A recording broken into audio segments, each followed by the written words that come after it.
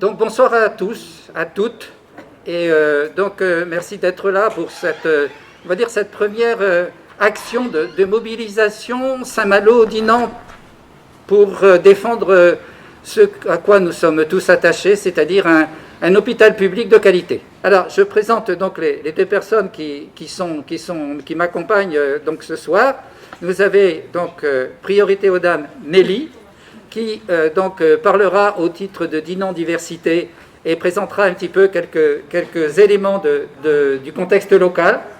Et puis Frédéric, qui lui, Frédéric Pierru, qui nous fait l'amabilité de venir dans un emploi du temps très chargé pour donner un petit peu une vision, on va dire, une vision explicative, je ne vais pas dire du tout surplombante, non, c'est pas la question, mais une manière de montrer comment ce que l'on constate dans le paysage actuel sur les territoires de Dinan et de Saint-Malo est finalement emblématique d'une politique qui s'est engagée depuis déjà plusieurs années et qui arrive actuellement dans dans une étape absolument décisive, dans la mesure où on constatera sans doute dans les lignes de force qu'il va développer la volonté de ces différents gouvernements de mettre l'hôpital public, sinon à genoux, du moins de ne pas lui permettre de répondre à ce qui était au départ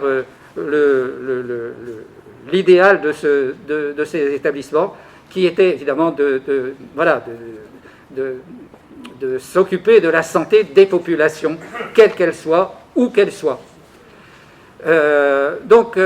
Cette conférence était initialement programmée à Saint-Malo par la coordination Le Monde d'après, et elle a été déplacée à Dinan lorsque notre coordination, qui était au départ une coordination malouine, est devenue le comité de défense des hôpitaux de proximité Saint-Malo-Dinan, avec la participation des syndicats CGT Santé et Sud Santé, et celle de l'association Dinan Diversité, qui nous accueille ce soir.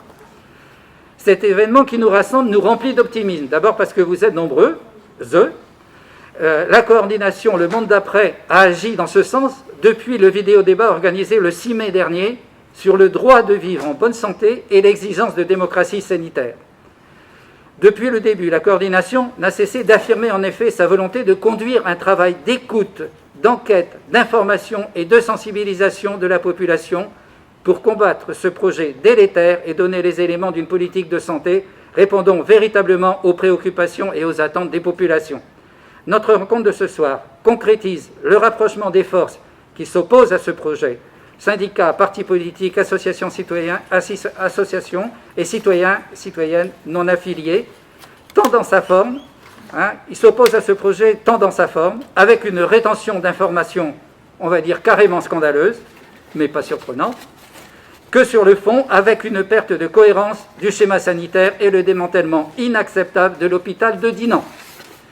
Le diagnostic local de santé, qui a été établi en 2019 dans le cadre du contrat local de santé, avait déjà pointé, et on le verra dans un certain nombre de diapositives qu'on pourra vous montrer ce soir lors du débat, a déjà pointé la fragilité des systèmes de soins sur l'ensemble du territoire dinanais.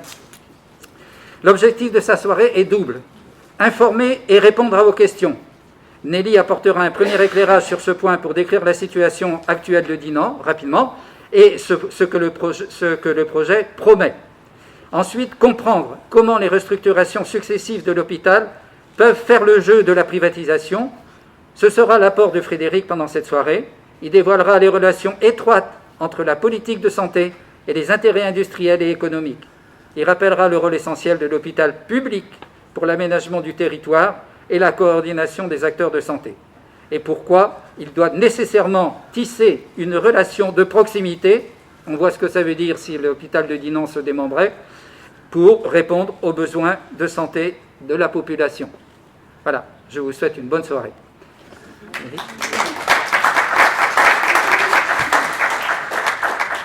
Bonsoir, moi je vais parler un petit peu au nom de Dinan Diversité. Dinan Diversité, c'est un collectif citoyen qui a été créé dans la foulée des municipales avec les personnes qui s'étaient investies dans la liste menée par Michel Forget. et qui soutient comme elle peut les élus de la minorité municipale. Donc. Et le collectif s'est ouvert à tous les habitants du territoire qui sont désireux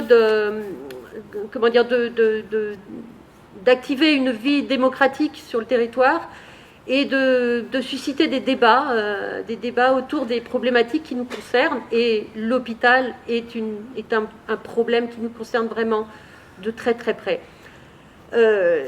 Nous sommes, comme la plupart des habitants de l'agglomération de Dinan, nous sommes très inquiets sur l'avenir de notre hôpital. Nous y sommes très attachés, mais nous ne savons absolument pas vers quel avenir il va. On ne sait pas ce que nous réserve le projet de fusion donc, et de restructuration complètement des hôpitaux de Dinan, Saint-Malo et Cancale. Et on a su qu'il y aurait un plateau technique commun, ça, on nous le dit beaucoup dans la presse. On suppose qu'il sera à Saint-Jouan-des-Guérets, donc très très loin du centre de gravité du territoire hospitalier.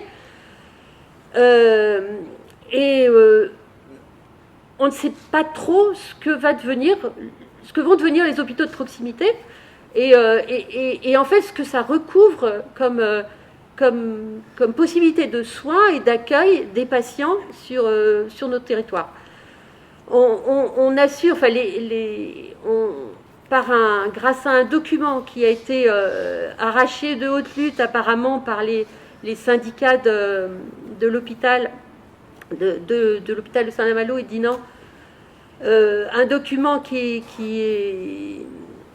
est édité par l'ARS, le rapport Rossetti, ou ce qu'on pense être le rapport Rossetti, que Dinan sera le grand perdant de cette restructuration.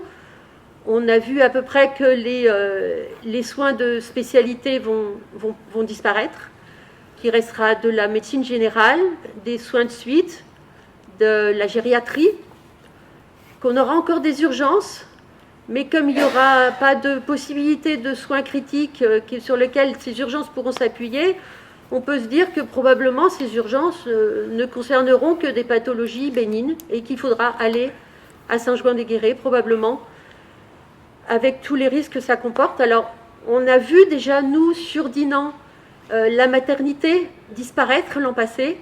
Les femmes doivent aller accoucher à Saint-Malo.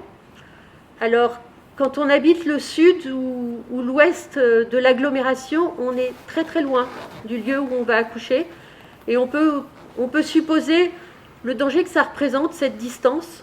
En tout cas, on ne peut pas l'ignorer.